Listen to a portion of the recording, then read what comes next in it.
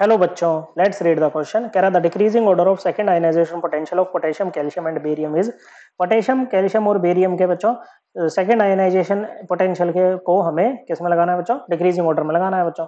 Ionization potential होती है the amount of energy required to remove an electron from isolated gaseous atom और ion. और ये electron कहां से निकलता है बच्चों? ये आपका मोस्ट लूजली बाउंड इलेक्ट्रॉन होता है, मतलब वैलेंट शेल का इलेक्ट्रॉन होता है बच्चों।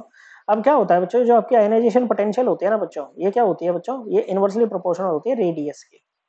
ओके बच्चों, रेडियस जितना ज्यादा होगा आयनाइजेशन पोटेंशियल क्या होगी बच्चों? उतनी ही कम हो जाएगी, क्योंकि न्यूक्लियस से दूर हो जाएगा आपका इलेक्ट्रॉन और निकालना आसान होगा, क्योंकि न्यूक्लियस का जो होल्ड रहेगा इलेक्ट्रॉन पे वो क्या हो जाएगा बच्चों? कम यहाँ पर हो जाएगा बच्चों। ओके, तो देखो आयनाइजेशन पोटेंशियल सेकंड की बात हो रही है। देखो फर्स्ट आयनाइजेशन पोटेंशियल होती है, जैसे मेटल है बच्चों, आपने इसमें से एक इलेक्ट्रॉन निकाल के मेटल प्लस बना दिया बच्चों, मेटल प्लस। तो यहाँ पर जो आपकी एनर्जी लगेगी ना, उसको बोलेंगे पहला आयनाइजेशन पोटेंशियल। फिर एम प्लस से आप M2 प्लस बनाओगे ना बच्चों, इसको बोलेंगे सेकंड आयनाइजेशन पोटेंशियल। और सेकंड आयनाइजेशन पोटेंशियल किसका है? एम का है। एम प्लस के रेस्पेक्ट में ये पहला ही होगा बच्चों।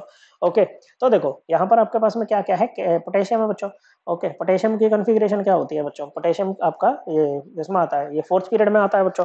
ओके, पोटेशियम की कॉन्फ़िगरेशन होती है बच्चों, पेनल्टीमेट सेल से लिख रहे हैं 3s2 3p6 4s1। ओके बच्चों, कैल्शियम इसके ठीक आगे ही आ जाता है बच्चों। तो कैल्शियम की होती है बच्चों 3s2 3p6 4s2। ये दोनों फोर्थ पीरियड के हैं। और बेरियम की बात करें तो सिक्स पीरियड का एलिमेंट है। कैल्शियम के नीचे स्ट्रोंशियम, स्ट्रोंशियम के नीचे बेरियम बच्चों। ओके, सेम ग्रुप के एलिमेंट्स हैं। ये ग्रुप 1 में आता है बच्चों और ये दोनों ग्रुप सेकंड में आते हैं। ओके बच्चों, तो इसकी कॉन्फ़िगरेशन क्या हो जाएगी बच्चों? ये आपका सिक्स पीरियड में आ रहा है 5s2 5p6 6s2, ये हो जाएगी बच्चों। अब डाउन द ग्रुप जब मूव करते हैं तो आयनाइजेशन पोटेंशियल क्या करता है? डिक्रीज करेगा बच्चों, क्योंकि रेडियस क्या होता है डाउन द ग्रुप आपका? इंक्रीज करता है बच्चों। वैसे हमें सेकंड की बात करनी है, तो हम इनके एक एक इलेक्ट्रॉन निकाल के ये लिख लेते हैं 3s2 3p6 4s1। ओके, ये बन जाएगा आपका barium plus 5s2 5p6 6s1।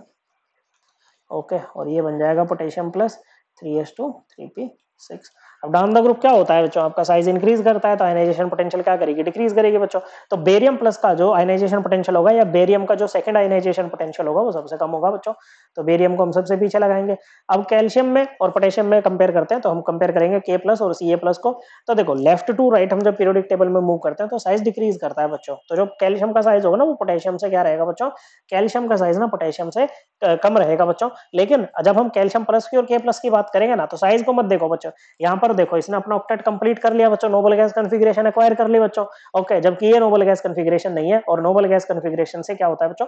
Electron निकालना बहुत ज्यादा मुश्किल होता है बच्चों। इसी के कारण K प्लस की जो आयनाइजेशन पोटेंशियल होगी वो यहाँ पर सबसे ज्यादा होगी, या कहो पोटेशियम की जो सेकंड आयनाइजेशन पोटेंशियल होगी वो सबसे ज्यादा होगी। पोटेशियम से पीछे रह जाएगा कैल्शियम, और सबसे पीछे रह जाएगा कौन बच्चों? Barium. This would be the decreasing order. Correct answer option 1। I hope आपको ये एकदम क्लियर हो गया होगा। थैंक यू बच्चों।